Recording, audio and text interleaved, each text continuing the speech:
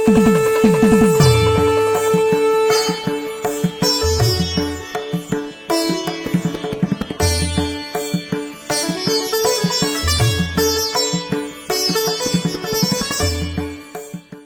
हर महादेव। यूं ही नहीं, ऋषिकेश को तप भूमि कहा जाता है। नमस्कार, आप देख रहे हैं पंजाब केसरी टीवी उत्तराखंड और मैं हूं नवीन नौटियाल। इस वक्त आप देख रहे होंगे कि मैं जिस जगह पर बैठा हूं, एक महात्मा है जो 4 अग्नि कुंडों के बीच में बैठकर एक साधना कर रहे हैं। क्या ये साधना है?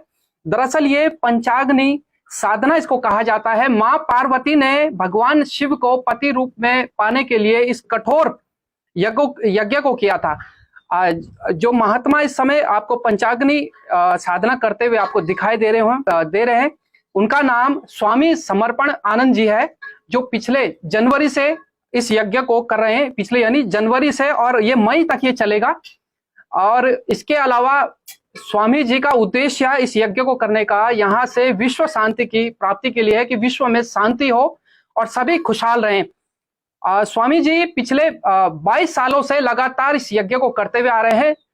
इस यज्ञ की विशेषता यह है कि ये गर्मियों में ही किया जाता है। इसमें पंचाग्नि इसको कहा गया है। इस साधना को 4 हवन कुंड आप ये देख रहे होंगे, अग्नि कुंड, और 5वें सूर्य देव हैं।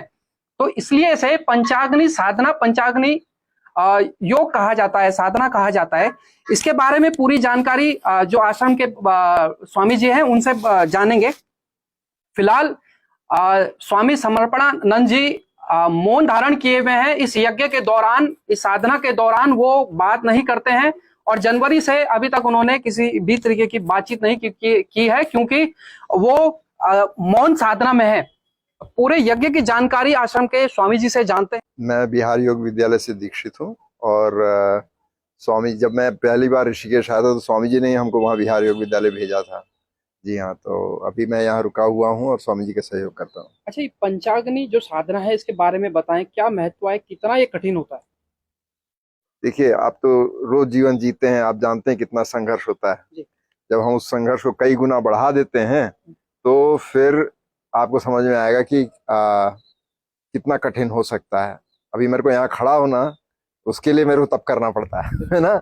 और महाराज जी सुबह 11 बजे से दोपहर 2 बजे तक, फिर गर्मी जैसे बढ़ती जाएगी तो और समय बढ़ाते जाते हैं, तो यहीं पर बैठते हैं। और प्रमुख उद्देश्य है कि जो 4 अग्नियां हमारे काम क्रोध लोभ मोह को 5 अग्नियां जो काम क्रोध लोभ मोह को संबोधित करती हैं, और ऐसी स्थिति में भी हम किस प्रकार से हम उसी भावना में रहें कि हम चेतना उस पूरी दुनिया को ब्रह्म स्वरूप देख सकें, उसका प्रमुख उद्देश्य होता है। और स्वामी जी इसको कर रहे हैं कि विश्व में शांति रहे, और इसको वो जनवरी के महीने में शुरू करते हैं और मई के महीने तक करते हैं। माता पार्वती ने भी किया था शिव जी की प्राप्ति के लिए। तो शिव पति स्वरूप तो ज्ञान स्वरूप हो जाते हैं, तो अब माता पार्वती जी के लिए वो पति थे, लेकिन हम सब के लिए वो ज्ञान स्वरूप हैं। तो शांति, ज्ञान और उस ऊंची चेतना के स्वरूप हैं। मेरा नाम कपिल देव बिस्ट। मैं तपोवन ऋषिकेश में रहता हूँ। आप करते हैं? और मैं योग भी पढ़ाता हूँ, और योग में मेडिटेशन पढ़ाता हूँ, और प्राणायाम और आसन। योग में पंचाग्नि साधना कितना महत्वपूर्ण है? पंचाग्नि साधना सबसे प्राचीन एक साधना है, जो कि बहुत ही कठिन है।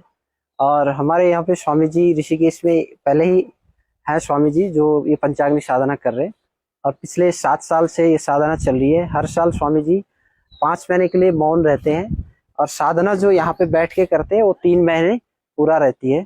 और दिन में इस साधना में स्वामी जी 7-8 घंटे एक ही आसन में बैठ के और ध्यान करते रहते हैं, और मंत्र जप चलता रहता है। ये बहुत प्राचीन साधना है, जो शिव जी ने पार्वती के लिए ये साधना करी थी। शिव जी ने या पार्वती? पार्वती जी ने शिव जी के लिए ये साधना करी थी, और तब से ये साधना चलती है। और ये साधना जो लोग संन्यास लेते हैं वही लोग करते हैं, आम लोगों के लिए साधना उचित नहीं होती है। तो अभी 7वां साल चल रहा है स्वामी जी का, और ये 12 साल तक चलती रहेगी। इस खबर को ज्यादा से ज्यादा शेयर करें और बने रहें पंजाब केसरी टीवी उत्तराखंड के साथ।